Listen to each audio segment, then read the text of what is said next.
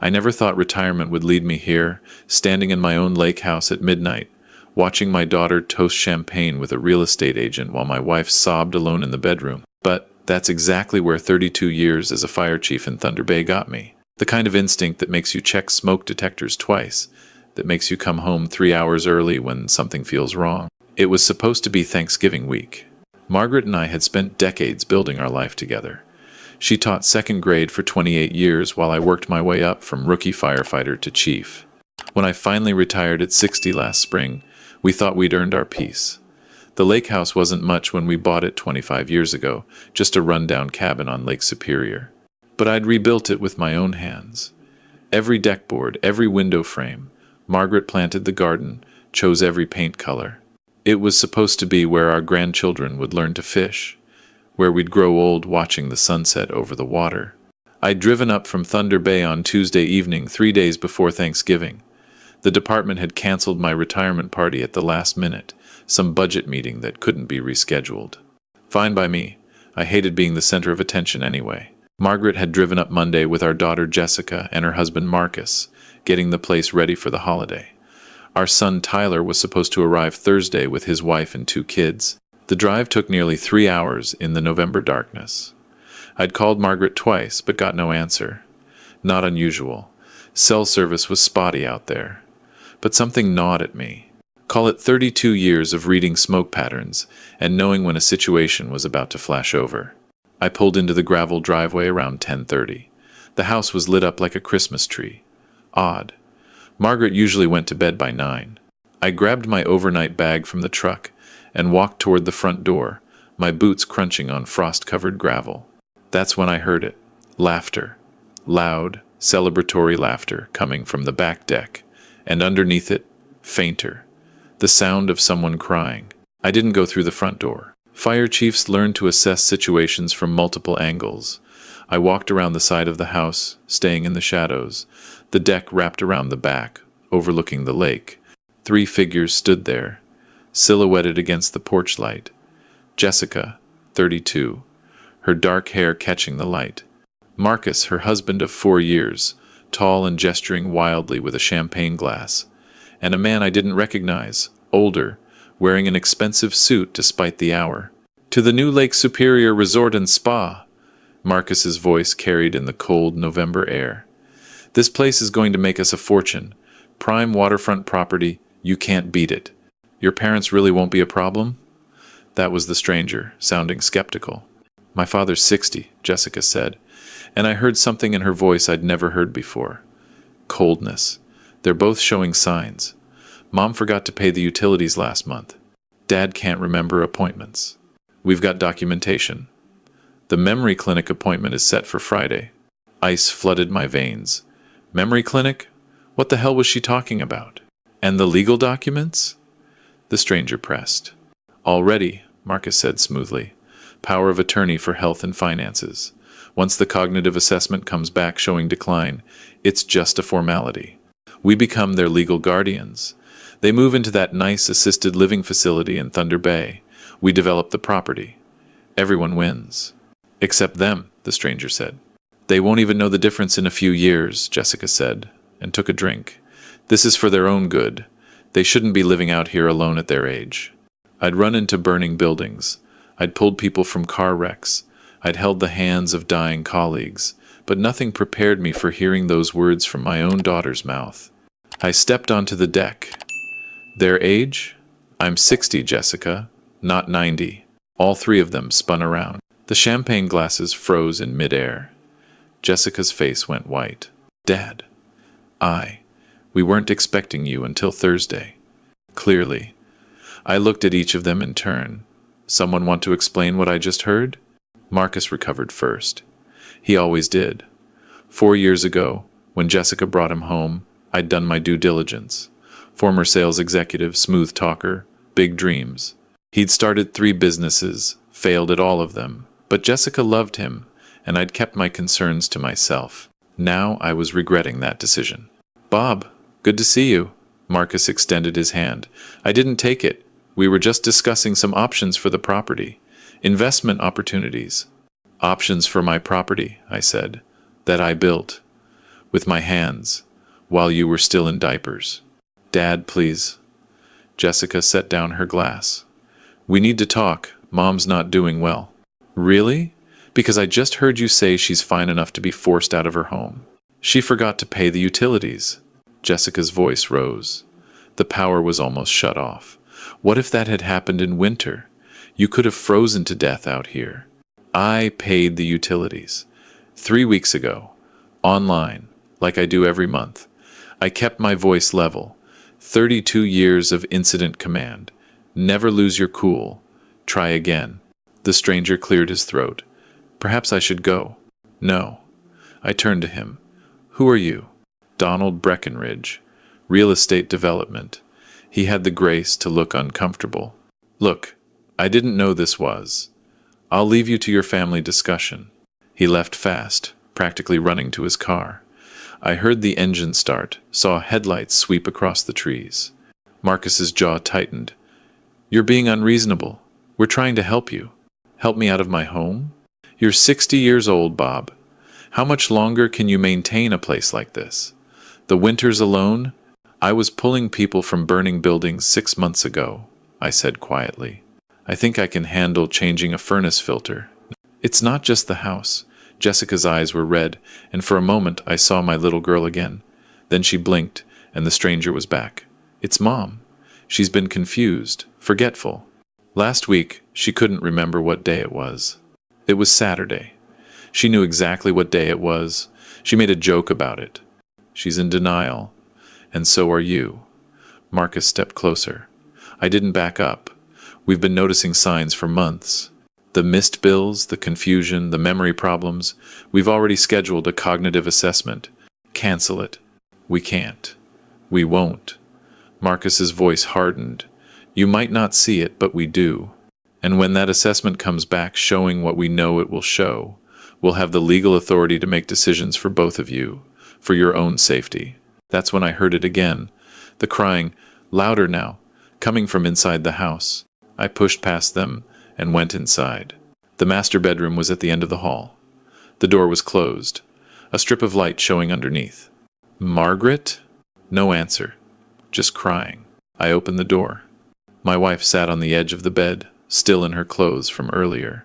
Her face was blotchy, streaked with tears. When she looked up at me, I saw something that made my chest tighten. Fear. Bob, you're here. Why are you here?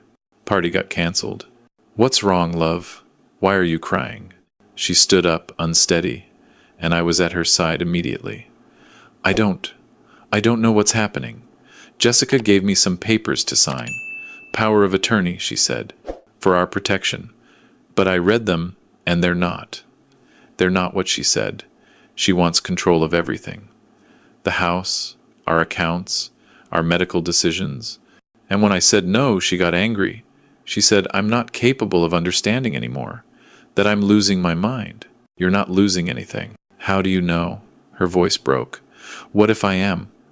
What if she's right?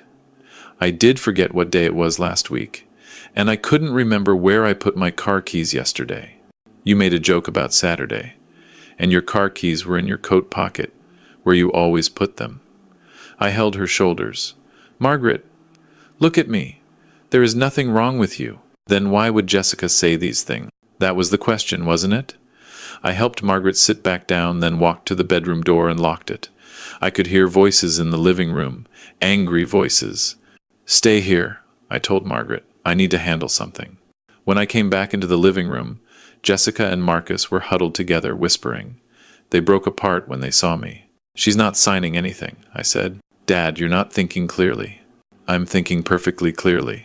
Clearer than I have in weeks, actually. I sat down in my armchair, the one I'd brought up from Thunder Bay when we retired. Let me guess. Marcus has financial problems. Probably gambling based on the tells I'm seeing. You're desperate. You looked at this property and saw dollar signs. So you concocted a scheme to have us declared incompetent, take control of our assets, and sell everything out from under us. Marcus's face flushed red. That's ridiculous. Is it? Because I just heard you planning exactly that on the deck. Lake Superior Resort and Spa. Nice touch. We're trying to save you from yourselves. Jessica's voice was shrill now. You're too old to be living out here. Too old to manage your own affairs. And if you can't see that, then maybe the assessment is exactly what you need. I felt something shift inside me. Some last hope that this was all a misunderstanding. Get out. Excuse me? Get out of my house, both of you. Now, Marcus laughed. Actually laughed. We're not going anywhere. In fact, we've got some documents for you to sign too. Transfer of property to family trust, durable power of attorney. All standard stuff for someone your age. I'm 60 years old, Marcus. Not senile. That's not what the doctor's report says. He pulled a folder from his jacket. Memory issues, confusion, inappropriate decision-making, all signs of early cognitive decline. We've been documenting everything. What doctor? I haven't seen a doctor. Dr. Raymond Chen, elder care specialist. We consulted with him last month about your decline. I stood up slowly. Let me see that. He handed it over, confident. I read through it. Professional letterhead, detailed observations, recommendations for immediate intervention. It looked legitimate. Except for one thing. This is dated October 15th. I was on a fishing trip with Tyler from October 10th to 20th. I wasn't even in the province. Try again. Marcus's face went blank for just a second. Just long enough for me to see I'd hit a nerve. Must be a typo, he said smoothly. Must be fraud. I set the folder down. Last chance. Leave. Now. Or I call the police. On what grounds? Attempted theft. Fraud. Elder abuse. Take your pick. Jessica's face crumpled. Dad, please. We're not trying to hurt you. We're trying to help. Marcus and I. We're in trouble. Real trouble. He owes money. A lot of money. And these people, they're not nice people. We thought if we could just develop the property, flip it fast, we could pay them back and start over. Nobody has to get hurt. There it was. The truth, finally. So you were going to steal your mother's home, I said quietly. The home we built together. The place where you learn to swim. Where your children are supposed to learn to fish. You were going to drug your mother, forge documents, and sell it all to pay for your husband's gambling debts. We weren't going to drug anyone. I heard Margaret. She's barely coherent. What did you give her? Marcus shifted his weight. Just something to help her relax. She was getting hysterical about the papers. And there it was. Confirmation. I pulled out my phone. What are you doing? Jessica asked. Calling my son. Tyler's not coming until Thursday. He is now. I dialed. Tyler picked up on the second ring. Tyler, I need you at the lake house. Now. And bring your laptop. Dad? It's almost 11. What's going on? Your sister and her husband are trying to steal the house. I need your help. A pause. Then, I'll be there in 2 hours. Don't let them touch anything. I hung up. Jessica was crying now. Really crying. And for a moment I almost softened. Almost. Tyler's bringing evidence, I said, of everything you've done. And then we're going to the police. There's no evidence, Marcus said, but his voice wavered. You sure about that? Because Tyler's been worried about you two for months. He's been doing some checking, quietly. That was a bluff, but I watched Marcus's face and saw it land. He went pale. Dad, please, Jessica begged.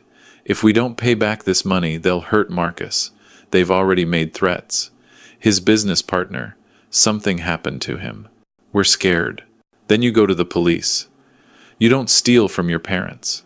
We tried, they said without proof of the threats. There's nothing they can do. And Marcus's partner won't talk. He's too afraid. I looked at my daughter, really looked at her. When did she become this person? When did desperation twist her into someone who could drug her own mother? How much do you owe? I asked. $200,000, Marcus whispered. I sat back down. What? Casino that. I had a system. It was supposed to work. It did work. For a while. Then it didn't. And I kept trying to win it back. The people I borrowed from, they're not. They're not patient people. So you decided to solve your problem by destroying your wife's parents. We were going to put you in a nice facility, one of those retirement communities with activities and medical staff, and without asking us, without our consent. You were going to have us declared incompetent and lock us away so you could steal everything we've worked for. Margaret appeared in the doorway then, clutching the frame for support. Jessica? Tell me he's wrong. Tell me you wouldn't do that to us. Jessica couldn't meet her mother's eyes. Oh, baby, Margaret whispered, and I heard her heart break. The next 2 hours crawled by. I made coffee, strong and black. Margaret sat at the kitchen table, silent tears running down her face. Jessica and Marcus huddled on the couch, whispering. I sat in my chair, watching them both, my phone within reach. Marcus tried to leave once. I blocked the door.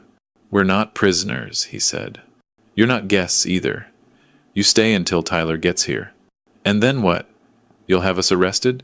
Jessica's your daughter. Jessica drugged her mother and tried to steal our home. That changes things. Headlights swept through the windows at 1:30. Tyler came through the door like a storm, his wife Sarah right behind him. Dad, he hugged me hard. Are you okay? Is Mom? We're handling it. I nodded toward the couch. They're still here. Tyler looked at his sister. Something passed between them, something cold and final. Jess, what the hell? Stay out of this, Tyler. Stay out of you stealing Mom and Dad's house? I don't think so. He opened his laptop. I've been tracking you two for 3 months. Ever since I heard about Marcus's business troubles. Want to see what I found? Marcus stood up. You had no right. Sit down. Tyler's voice could cut glass. Casino records. $247,000 in losses over 18 months. Money borrowed from known loan sharks. Threats documented in your email. 3 previous attempts to borrow from family, all declined. And this, he turned the laptop around. The fake Dr. Chen, who is actually Dr. Raymond Chen, chiropractor, practicing in Winnipeg, who I called, who said he's never heard of either of you, and is very interested in who's using his letterhead for fraud.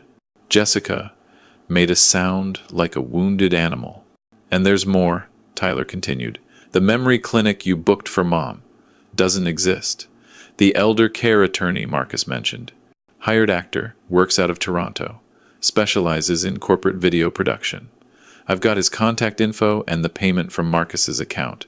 The incident reports about Mom's confusion. I pulled the actual utility bills. They've been paid on time for 3 years straight, and the power of attorney documents. I had a real lawyer look at them. They're not just aggressive, they're illegal in Ontario. Anyone signing them would effectively be signing away all their rights with no recourse. How did you get all this? Marcus demanded. I'm a database analyst for the provincial government. I know how to find information. Tyler closed the laptop. And I know how to package it for the police. We were desperate, Jessica whispered. You were criminal, Tyler shot back. There's a difference. If Marcus was in danger, there were a dozen legal ways to handle it. You chose this. Tyler, please, Jessica stood up. He's my husband. I love him. I couldn't let anything happen to him. So you were going to let something happen to Mom and Dad instead? Silence. The kind that settles over a house when everyone realizes there's no way back from here. I stood up. I'm calling the police. Wait. Marcus held up his hand. Just wait. What if we leave? Right now, we'll disappear. Go somewhere far away. You'll never hear from us again. And the people you owe? I asked. I'll figure something out. They'll come looking. Then I'll deal with it. Just don't call the police. Please. Jessica will lose her real estate license. She'll have a criminal record. Her life will be over. She should have thought of that before she drugged my wife. Margaret spoke then, her voice small and broken. What did you give me? Jessica looked at the floor. Sleeping pills. Ground up in your tea. You were so upset about the papers, and Marcus said, if you just slept for a while, we could forge my signature. Margaret finished. While I was unconscious. We wouldn't have had to. If you'd just listened to reason.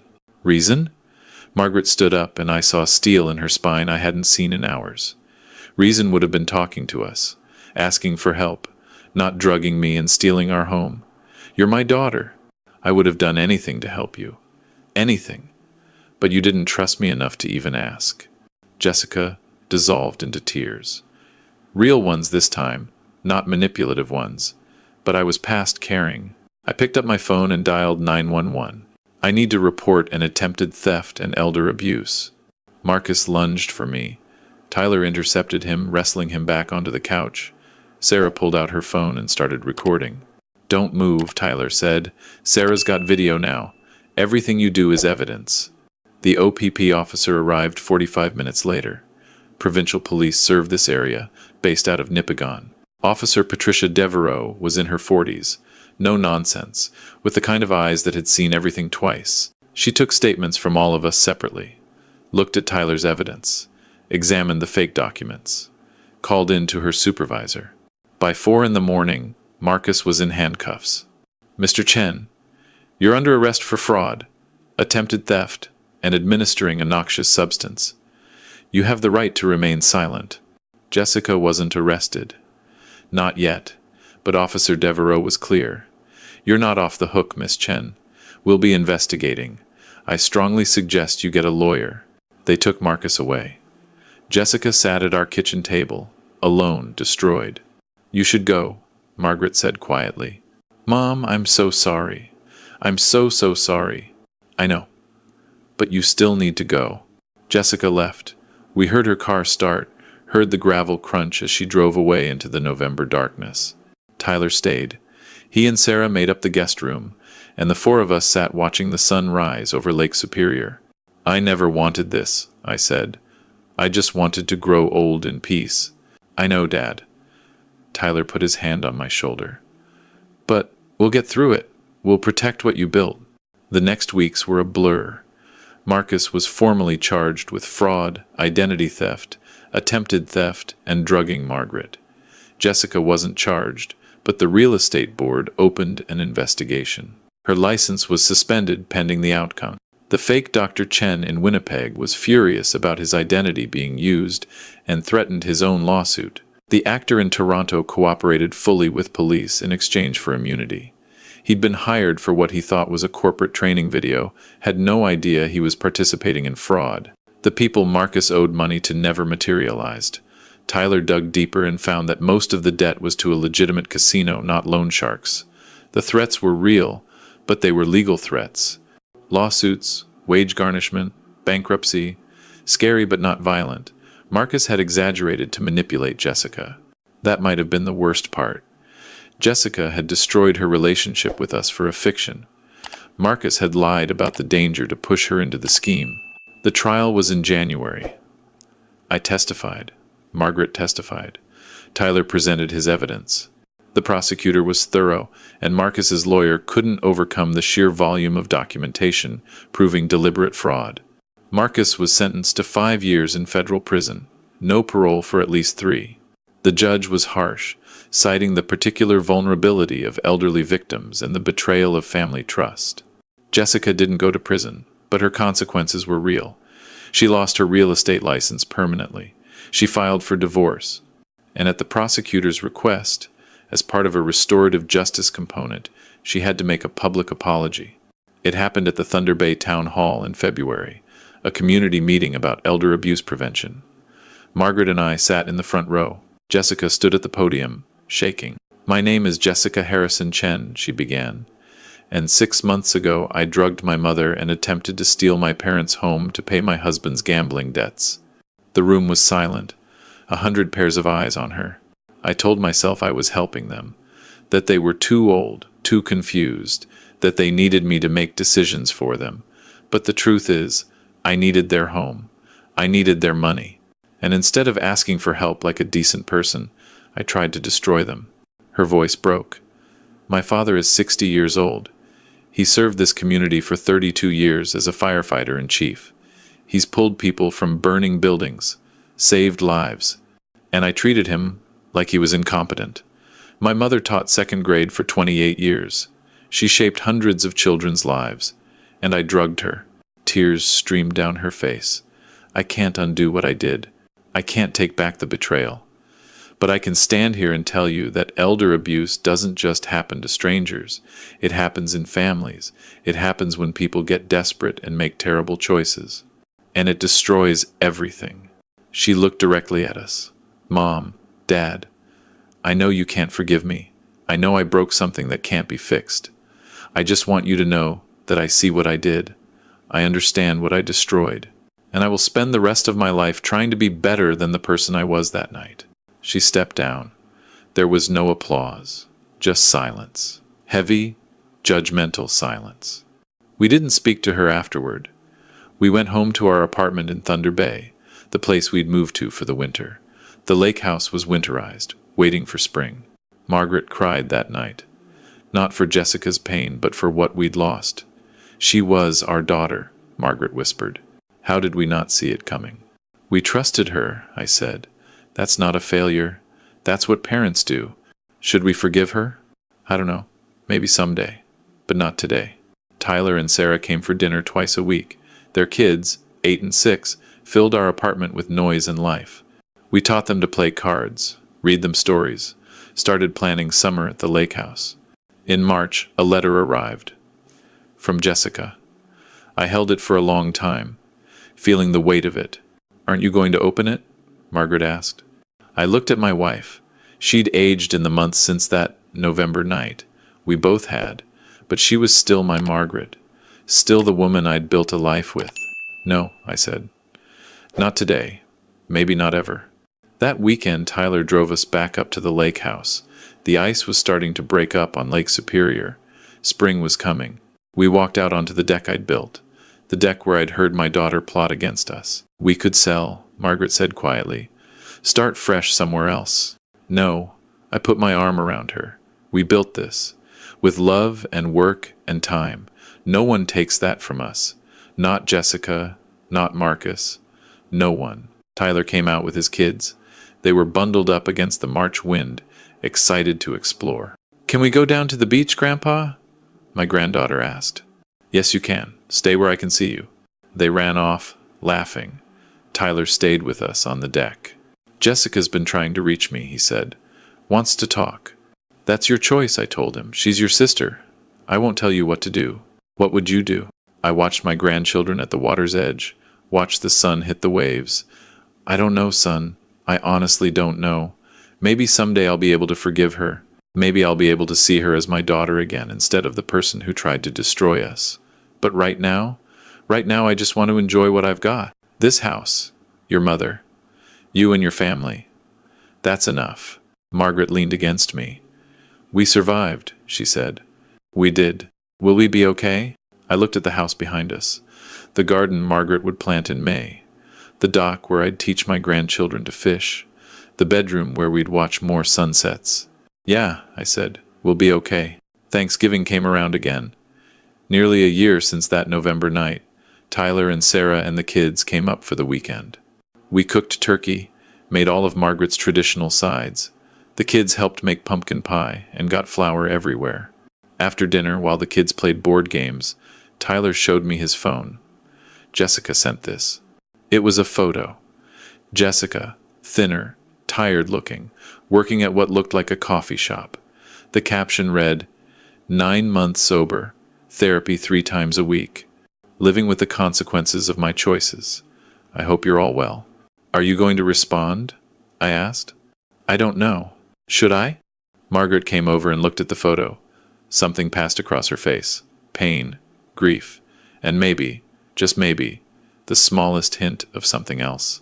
That's between you and your sister, she said, but Tyler? Don't let what she did poison your relationship with her. She made terrible choices. She hurt us deeply. But she's still your sister. And maybe, someday, she'll be someone we can know again. Not today, though, I said. No. Margaret squeezed my hand. Not today. That night, after everyone had gone to bed, I stood on the deck one more time. The November air was cold, just like it had been a year ago. But everything else was different. I'd learned something that night when I came home early. I'd learned that the people you love most can hurt you deepest. That trust is fragile. That age doesn't make you vulnerable. Trusting the wrong people does. But I'd also learned that you can survive betrayal. That you can set boundaries and still love someone from a distance. That forgiveness doesn't mean reconciliation. That the life you build with your own hands can't be taken unless you let it go. The lake stretched out before me, dark and endless. Margaret came out and wrapped a blanket around both of us. What are you thinking about? She asked. How lucky I am, I said. Despite everything. How lucky I am. She kissed my cheek. Me too. We stood there for a while, watching the stars reflect on the water, and for the first time in a year, I felt peace. The house was still ours. The life we'd built was still ours.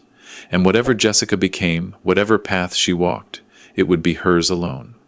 We'd protected what mattered. We'd survived. And sometimes that's enough.